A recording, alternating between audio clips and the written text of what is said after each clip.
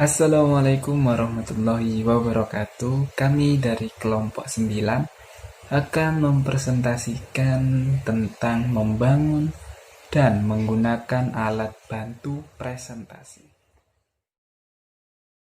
Untuk anggota kelompok kami, yang pertama saya sendiri Abdul Aziz Hakim dengan belakang NIM 072 dan rekan saya Mas Mufar dan Zani dengan belakang NIM 071 dan rekan saya yang terakhir yaitu Muhammad Hakam Haikal dengan belakang nomor NIM 104. Baik, untuk materi pertama akan saya jelaskan. Materi pertama yaitu manfaat alat bantu presentasi. Ada beberapa manfaat menggunakan alat bantu presentasi. Yang pertama, kita bisa mengaktifkan dan beradaptasi dengan tingkat pengetahuan audiens dengan mengklarifikasi atau mendramatisir pesan yang kita sampaikan kepada audiens. Jadi kita bisa menyampaikan sebuah materi yang mendasar agar tahu audiens ini pengetahuannya sampai mana. Selanjutnya yaitu yang kedua, alat bantu presentasi ini bisa memungkinkan mengatasi pembelajaran yang beragam gaya. Jadi pembelajarannya itu tidak monoton. Jadi kita bisa menggunakan PowerPoint yang menarik audiens dalam materi yang kita sampaikan di depan audiens. Selanjutnya yaitu yang ketiga, kita bisa meningkatkan daya tarik audiens. Meningkatkan daya tarik kita kepada audiens itu ada beberapa penelitian menunjukkan bahwa pembicara yang menggunakan alat bantu visual dalam presentasi mereka hampir 2 kali lebih mungkin untuk membujuk pendengar. Dan yang terakhir, manfaat alat bantu presentasi yaitu membantu kita lebih kompeten. Ya, menggunakan alat bantu presentasi dapat membantu kita merasa lebih kompeten. Untuk materi selanjutnya akan dijelaskan oleh Mas Fardanzani. Mas Fardanzani, kami persilahkan. Baik, terima kasih Saudara Aziz. Nah, selanjutnya kami akan mencoba menjelaskan tentang jenis-jenis alat bantu presentasi. Yang pertama, itu adalah objek sebenarnya. Yang dimaksud sebenarnya di sini adalah sampel fisik yang tidak bernyawa. Ya pasti benda mati ya. Benda mati yang kita bawa untuk membantu presentasi kita. Misal dalam pidato kita mempresentasikan tentang pulpen. Nah, pulpen ini dikatakan efektif itu jika pulpen ini dapat dilihat oleh para audiens, ya, benda mati. Misalnya kan ada berbagai jenis ini, ada lewat gambar, mungkin kita perlihatkan gambarnya pulpen itu sebagaimana, tapi itu kayaknya kurang efektif. Nah, dengan membawa bendanya secara langsung, nah kita dapat membuat para audiens itu, wah ternyata begini ya pulpen, ya seperti itulah. Ini misal awal mula kita menemukan pulpen dan kita mempresentasikan pulpen itu. Nah, misal ya pulpen. Dan dikatakan efisien itu jika para audiens dapat melihat pulpen ini, dan yang pasti kita dapat membawa untuk mempresentasikannya, dan pastinya bermanfaat. Ya pasti bermanfaat dong untuk menulis, ya kan? Ya seperti itu. Nah, yang kedua itu kita mengadakan model. Model di sini ialah bukan model yang nyata, bukan, tapi menggunakan versi 3 dimensi yang dapat memperbesar dan memperkecil secara aktual suatu objek yang dapat disederhanakan agar dapat membantu pemahaman audiens. Seperti itu. Misalnya nih pulpen nih, ya, begini kan. Ada tuh mungkin para audiens yang di bagian belakang sekali tidak melihat. Nah, kita dapat menggunakan ini versi 3 dimensi, ya semacam hologram lah. Jadi kita dapat memperbesar pulpennya. Seperti itu. Terus yang ketiga itu adalah foto. Nah, misal foto ini tergantung sih, pidato yang ingin kita bawakan seperti apa. Nah, misal foto. Ya, foto ini misalnya kita sedang mempresentasikan orang, misalnya teman kita. Nah, kita tunjukkan fotonya, dan lebih efektif itu fotonya kita perbesar fotonya, kita jelaskan foto ini dia siapa, begini-begini, dia sebenarnya teman saya, begini-begini, dia dulu begini-begini, dan akhirnya jadi pengusaha sukses begini-begini, dan seterusnya. Seperti itu. Yang pasti ya bawalah ya. Terus yang keempat itu adalah gambar dan diagram sederhana. Nah, gambar di sini itu mudah untuk disiapkan dan untuk memperjelas saja sih. Misalnya kalau kita gambar itu kita dapat memperlihatkan titik atau menunjukkan titik-titik atau poin-poin yang dapat titik-titik untuk kita menjelaskan benda tersebut. Sampai sini paham ya? Paham dong? Pasti. Yang keempat itu adalah peta. Nah, di sini sama seperti gambar sebenarnya, relatif mudah untuk disiapkan. Dan peta ini misalnya kita sedang berpidato tentang pembangunan jembatan. Nah, misalnya kita bawa peta, jembatan itu letaknya di mana, diletakkan di misalnya untuk penghubung daerah A dan B, kita tunjukkan begini-begini, dari sini itu ya. Terus selanjutnya adalah grafik. Nah, dalam grafik ini itu dapat membantu kita dalam berpidato tentang banyaknya populasi kota atau berapa banyak kalori yang masuk dalam tubuh manusia. Ya, itu bisa juga sebenarnya ya semacam itulah. Terus yang selanjutnya adalah audio. Nah, dalam audio ini itu sebenarnya dapat membuat kita lebih mudah untuk mempresentasikan sih sebenarnya, dapat membuat kita seperti lebih berhasil dalam mempresentasikan presentasi kita, ya kan. Misalnya nih dalam audio kita menampilkan suatu musik ya, musik dan presentasi kita yang membuat para audiens juga enjoy dalam mendengarkan musik yang kita bawa. Tapi jangan terlalu banyak musiknya, nanti para audiens keenakan, jadi nggak fokus dengar suara kita, ya kan. Seperti itu. Yang terakhir itu adalah materi audio visual. Nah, dalam kasus ini kita dapat menambahkan klip-klip pendek dalam sebuah film atau video untuk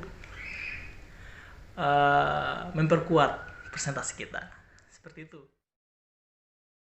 Lanjut ke materi selanjutnya, yaitu kriteria memilih alat bantu dalam presentasi. Yang pertama, itu kita harus menentukan ide dulu.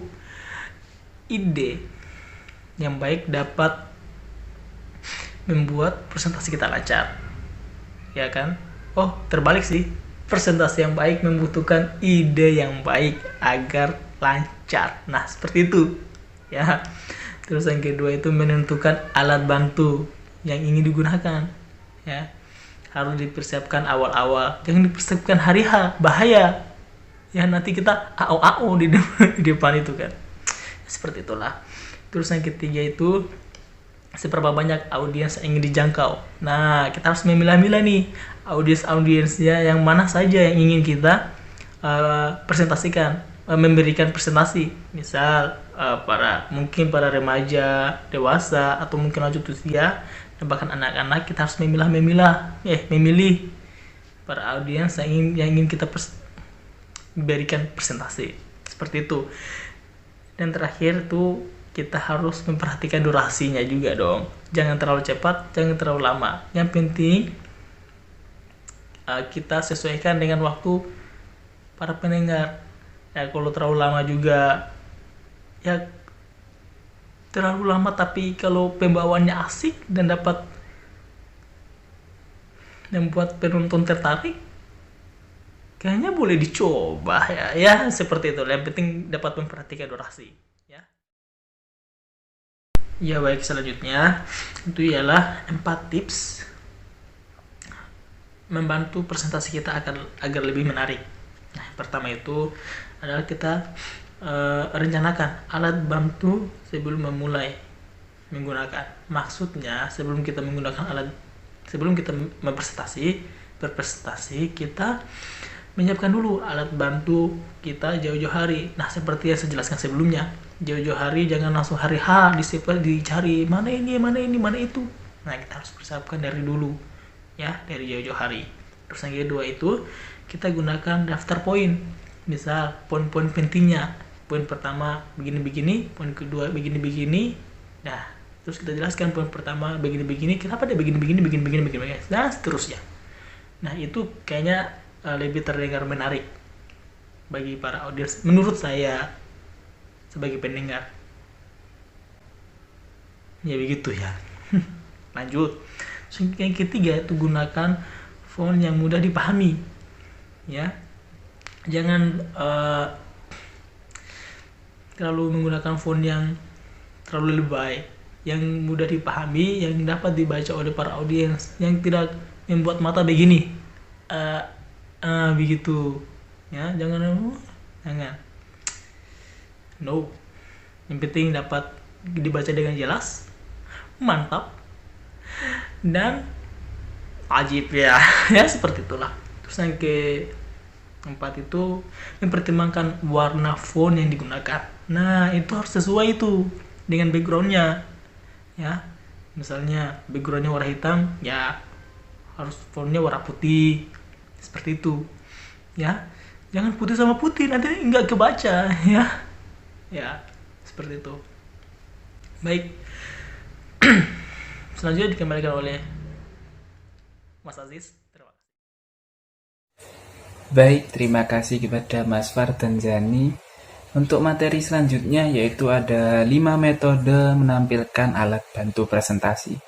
Yang pertama yaitu ada papan poster.